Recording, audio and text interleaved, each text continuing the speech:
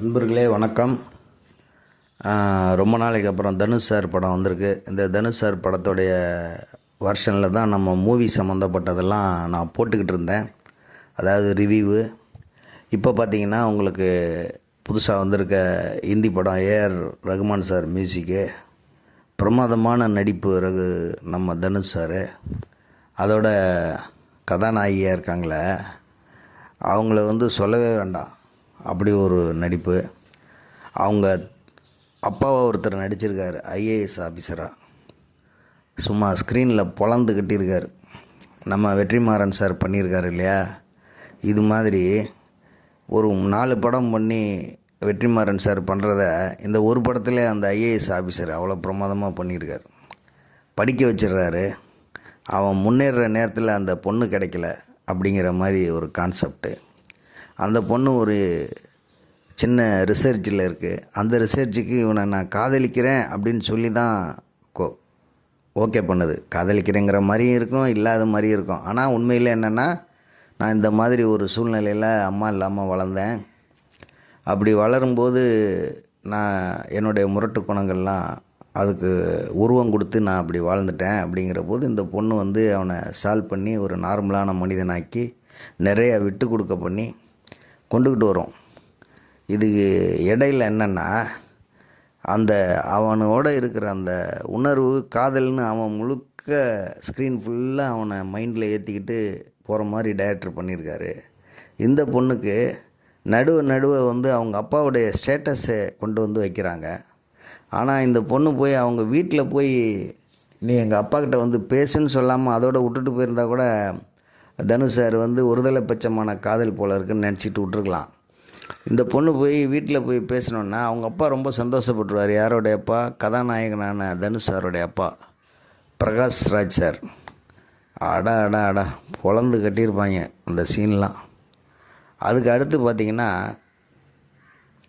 இவங்க பொண்ணு எதுவுமே சொல்லாமல் நான் உன்னை பிடிச்சிருக்கு, கல்யாணம் பண்ணுறேன், அது இதுன்னு எந்த ஒரு ஒப்பீனியனும் கொடுக்காம நேராக எங்கள் வீட்டுக்கு வாங்க நாளைக்குன்னொன்னே, அங்கே பார்த்தா பெரிய செக்யூரிட்டி போஸ்ட்டு, வெளியே 2 போலீஸு, கார்லெஸ் மைக்கு, அது இதுன்னு போட்டு உட்காந்துருப்பாங்க. அதெல்லாம் தாண்டி உள்ளே போய் பார்க்கும்போது அவ்வளோ ஒரு அருமையான ஒரு கான்வர்சேஷன். பார்த்திங்கன்னா படம் பிச்சுக்கும். ஒரு சாதாரணமானவன் என்ன ஆகணும்னு நினைக்கிறோமோ அதை ஈஸி ஆக்கிடும். நான் இந்த லெவலில் இருக்கேன், ஜாயிண்ட் செக்ரட்டரி, நீ எப்படி இருப்ப? அந்த மாதிரி ஜாயிண்ட் செக்ரட்டரியாக தான் என்கிட்ட வரணும். நீ இது சாதாரணமாக இருந்து எப்படி என்கிட்ட கேட்கலாங்கன்னா, ஒரே ஒரு கேள்வி தான் கேட்பார் ஹீரோ. இது மாதிரி ஜாயிண்ட் செக்ரட்டரியாக ஆகிறதுக்கு நீங்கள் என்ன பண்ணீங்கன்னா, யூபிஎஸ் எக்ஸாம் எழுதுனேன், 3 எக்ஸாம் எழுதுனா இது மாதிரி ஆயிடலான்னொன்னே, அதை போய் எழுதிட்டு வருவேன், நீங்கள் எனக்கு பொண்ணு கொடுங்கன்னு கூட சொல்லலை. நான் எழுதிட்டு உங்கள் பொண்ணுக்கு ஃபோன் பண்ணுறேன், அந்த காலை அட்டன் பண்ணு அப்படின்றார். அதை சொல்லிவிட்டு எழுதி போராட்டம் பண்ணி எழுதிடுவார். எழுதி முடிச்சுட்டு அட்டன் பண்ண மாட்டாங்க. அன்றைக்கி தான் மேரேஜ். அவங்களுடைய அமெரிக்காவில் உள்ள ஒரு ஸ்டூடெண்ட்டோட 3 வருஷம் அவங்களும் வெளியூர் போயிட்டு வந்திருப்பாங்க கதாநாயகி. அவங்களோட ஒரு மேரேஜ் பெட்ரோத் மாதிரி வச்சுருப்பாங்க, அதாவது நிச்சயதார்த்தம் மாதிரி. அப்போ ஏன் என் ஃபோனை எடுக்கலை, நான் தான் சொல்லிட்டு போனேன்ல, என் ஃபோனை ஏன் எடுக்கலை அப்படின்னு சொல்லி ஒரு போராட்டம். அந்த போராட்டத்தை நம்ம நினச்சி பார்க்க முடியாது. அதுக்கப்புறம் ஒரு டெரரான பொசிஷனு. அதில் இவர் தான் ஜாயிண்ட்டு செக்ரட்டரி ஆச்சு. டெல்லியில் தூக்கிட்டு போய் அடின்னு அடித்து எலும்பு காலெலாம் முறிச்சிடுவாங்க. முறித்த பிறகு அவங்க அப்பா கெஞ்சுவார். அதை வெற்றிமாறன் சார் பண்ண சீன் மாதிரி இந்த அவனை விடணுன்னா, உங்கள் மகனை விடணுன்னா நீங்கள் என்ன பண்ணுங்கள், இங்கே ஒர்க் பண்ணுறவங்க எல்லாரு காலையும் விழுங்க அப்படின்னு சொல்லி விழுக வச்சு, அந்த கர்ண கொடூரத்தோடு எந்திரிச்சு நேராக போய் பையனை கூட்டிக்கிட்டு, அவனால் எந்திரிச்சு அந்த கதாநாயகனான தனுஷ் என்ன பண்ணுவார்னா, அவரோட முதுகில் கட்டி வச்சா தான் இருப்பார். அந்தளவுக்கு நிலைமையில் அடித்து பொழந்துருப்பாங்க. நேராக வண்டியில் போகும்போது ஒரு பழைய ஃப்ளாஷ்பேக்கு. சைக்கிளில் போகும்போது நீ வேகமாக ஓட்டும்ப, அம்மா பின்னாடி இருந்துக்கிட்டு மெதுவாக போகும்பாங்க. இந்த மாதிரி ஒரு நிலமை அப்படின்னு சொல்லி அந்த மெதுவாக போ அப்படின்னு சொல்லும்போது நீ வேகமாக போங்கிறதுக்கு மட்டும்தான் முக்கியத்துவம் கொடுத்தேன். அது மாதிரி இந்த சொல்லிக்கிட்டு இருக்கும்போது இவர் ஓட்டிக்கிட்டு வர்ற ஸ்கூட்டரில் ரைஸ் பண்ணி ரொம்ப ஸ்பீடாக போய் ஆக்சிடெண்ட் ஆகி ஸ்பாட்லேயே செத்துருவார். அப்புறம் அவர் புதைச்சிட்டு எரிச்சிட்டு கங்காவில் ஸ்நானம், அதாவது நீர் எடுத்துகிட்டு வந்து அந்த பொண்ணு நிச்சயதார்த்த தலையில் ஊற்றிட்டு அப்படியே அப்ஸ்காண்டு. இதெல்லாம் வந்து மொத்தமாக ஒரு கதையாக ஸ்டார்டிங்லேருந்து இருக்காது.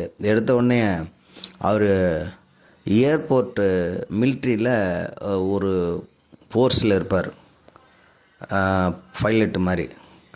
அங்கே வந்து நிறைய பொறுமை, சகிப்புத்தன்மை, அப்புறம் இவரோட பெரிய ஜீனியர்ஸு எடுக்கக்கூடிய முடிவு, அதில் வந்து இப்படி ஒரு குழப்பம் இருக்குங்கிறத அசால்ட்டாக சொல்லுவார். இந்த மாதிரி வேலையெல்லாம் உள்ள ஒரு சீன் ஓப்பனிங்கில் இருக்கும். நடுவு அந்த பொண்ணை காதலிச்சது, இதனால் நடந்த இன்சிடெண்ட்டு எல்லாமே இந்த நான் முன்னாடி சொன்னது பூரா வந்துக்கிட்டே இருக்குது. நினச்சி பார்ப்பாங்க. இதில் என்னென்னா, இவங்க உயிரோடு வேணும்னு ஒரு கட்டத்தில் முடிவு பண்ண ஆரம்பிப்பாங்க. அந்த இடம் கொஞ்சம் சொதப்பலாக இருக்குது. டைரக்டர் சரியாக சொல்லாமல் விட்ருக்காரு. ஏதோ ஒரு தகப்பனார் வந்து பெரிய ஐசியூவில் இருக்கிற மாதிரி இருப்பார். அடுத்தது இவங்க வந்து அந்த இடத்த என்ன பண்ணுவாங்கன்னா, டக்குன்னு ஒரு மிலிட்ரியில் இருக்காருன்ட்டு அங்கே போயிடுவாங்க. அங்கே போனால் பிளெயினை வந்து எடுக்கலாம் எடுக்கக்கூடாதுங்கிறதுக்கு சைன் பண்ணுற அத்தாரிட்டியில் இருக்கிற இந்த பொண்ணு வந்து அந்த அத்தாரிட்டி வேலையில் இருக்கும். அப்படி ஒரு சூழ்நிலையில் வாழும். அப்போ தான் அவரை பார்த்துருவாப்புல, யாரை, நம்ம கதாநாயகன் ஹீரோயினை. ஆனால் அவள் கர்ப்பமாக இருப்பாள். இவனுக்கு குழந்தையாக இருக்கிறது வந்து இவ ஆல்ரெடி ஏற்கனவே கல்யாண நிச்சயம்லாம் பண்ண அவனுக்கு பிள்ளையாக தான் இது பிறக்கும்.